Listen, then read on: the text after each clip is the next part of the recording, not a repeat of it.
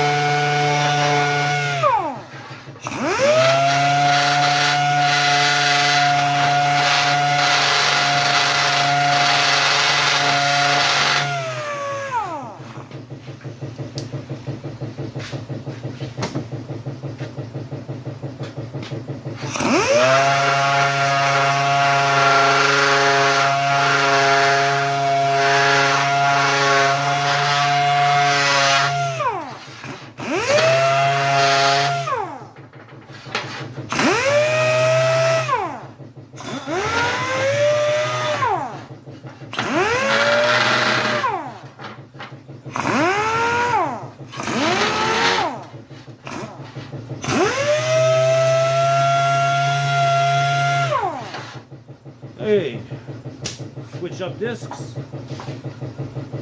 to a 500 grit. All right, 500 grit.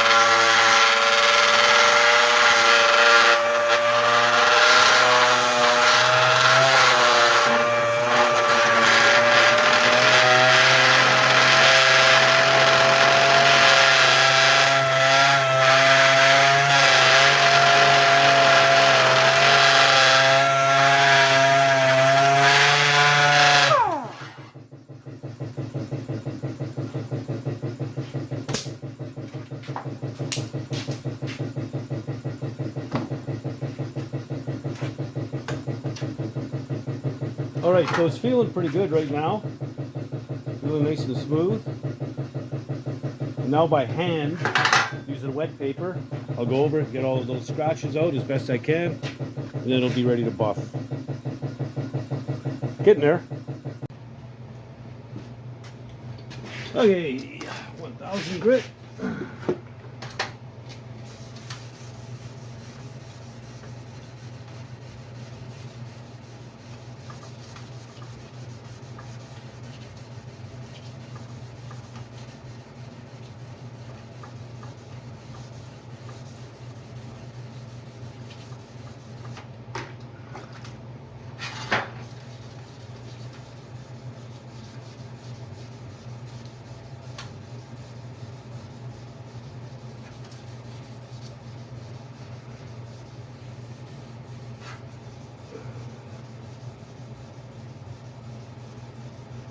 See if we can show you a contrast here.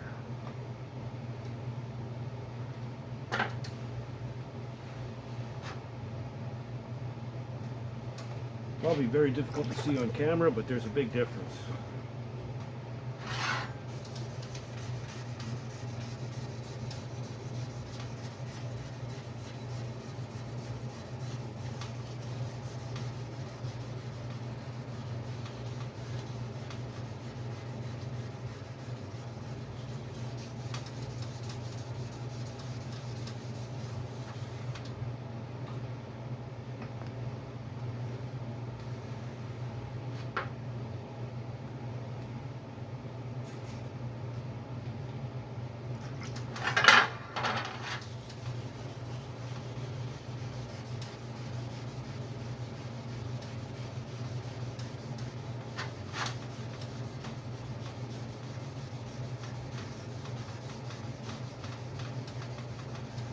You almost have to see it in just the right light to see the difference. Try and show you.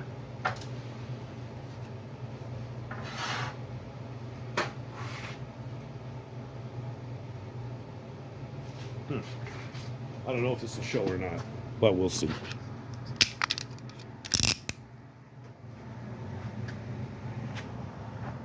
So, yeah, you can see how much shinier it is here than it is here.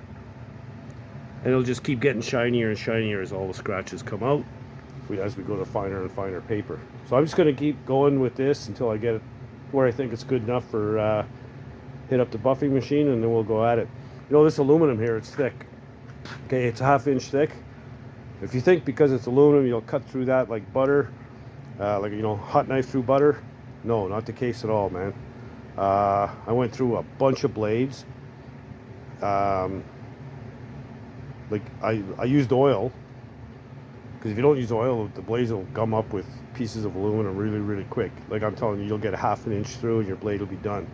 So use oil, even with the grinding disc. What worked for me was to grind through part way, and you know, so the jigsaw blade was only cutting through maybe half of this thickness, so about 1/4 of an inch.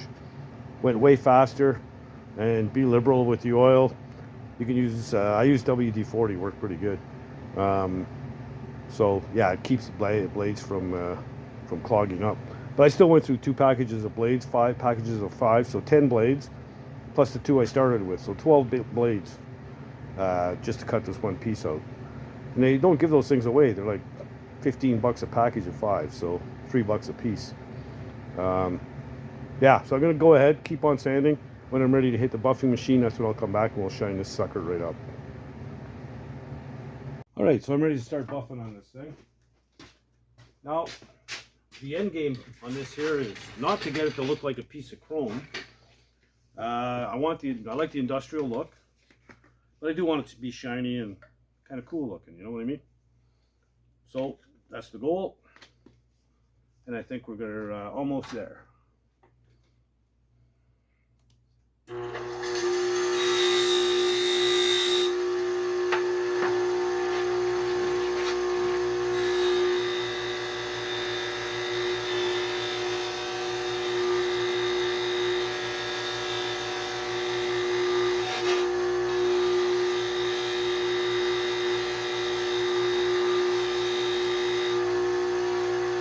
There you go.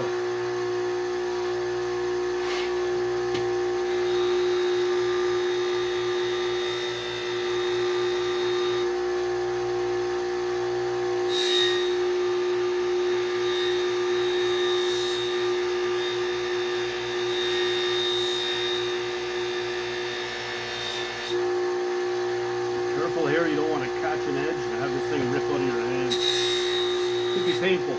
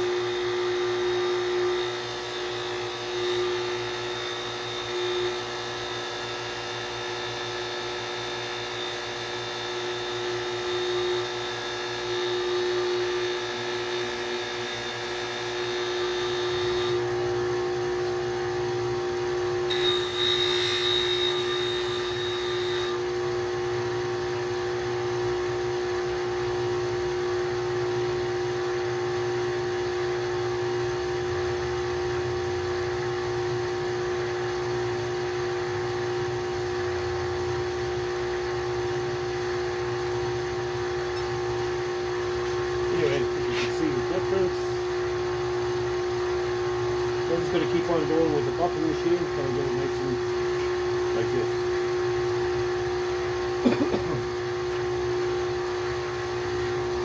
All right, take a look and see how it looks in place. There we go. So now I just got to sew up the bags to hide all the mechanical stuff, and I don't know if I'm going to get it done or if I'm going to do it myself. Last time I tried sewing something, it was a pair of jeans, and I sewed them to my shirt that I was wearing, so I never sewed again after that. But yeah, I think if I take my time, I could probably do this. But it looks, I like it. I think it looks pretty good. It's got a good shine to it, but it's not too, you know, chromey, store-bought looking. It's industrial, homemade looking, and that's what I like. So yeah, I got that. So while I was doing that, or as I finished that, I started doing that piece of trim for the dash, and you can clearly see the difference. That's how it all looked, and now it's pretty shiny. It's pretty good. So I'm going to go ahead, finish that off, and we'll call that done, and I can put the buffing machine away, because I won't be needing it for anything else, I don't think. It's not a big deal, set up anyway. But yeah, I'll go ahead and finish this up. All right.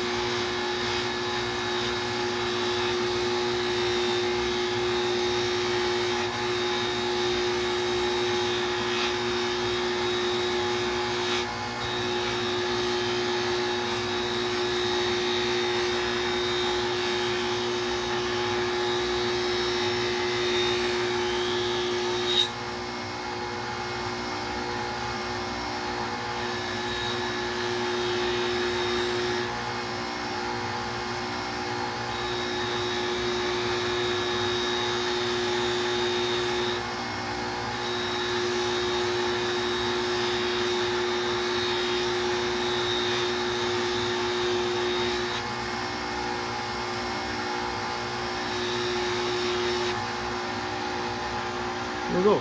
Color done. Nice and shiny. So I'll just put this away for now.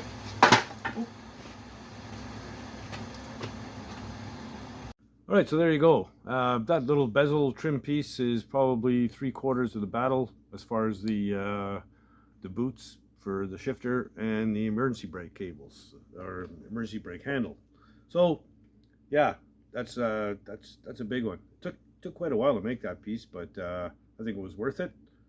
I think it looks pretty good and finishes it off nicely. I like it. So anyway, yeah. So I'm gonna start whacking things off the list pretty heavy now that I have all the parts. My brake booster did come in, so that's here as well. That'll be probably one of the last things I put in as far as the interior goes. The brake pedal assembly, that is. It's just so much easier to work underneath there with that thing out of there. So I'm going to finish everything else off. I'm probably going to pull the left side gauge out, the one with the oil pressure and all that stuff, temperature and all that, so we can run those lines and put them in on the engine and have everything dialed in and installed. Then I can put the gauge back in, call it done. It's just in there finger tight anyway. I knew I was going to have to pull it out again. What else? Yeah, once that's all dialed in and done underneath, put that brake pedal assembly in, then I can throw the seat in, get the headliner in, and I've got the rubbers for the doors. I can put that together. So there's lots of stuff coming up in the next couple of videos, and yeah, we're going to tear through this thing pretty steady. So if you like the content, please subscribe, tell your buddies and your chums and all that stuff, share the video, like the video, and you know, don't be shy, leave comments. YouTube rewards you for getting comments, likes, and all that stuff, and it makes them push your video that much more, so we'll get more views and therefore more subscribers. And if you want to support the channel, you can just go to the right of the share button below your screen.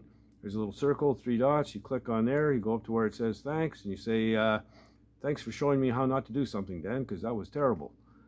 And you can buy old Dan a coffee for showing you the right path. Anyway, yeah, that's it. I'm just going to keep plugging away, man. And if you're not doing anything else, get out in the garage and build something, man. Later, guys.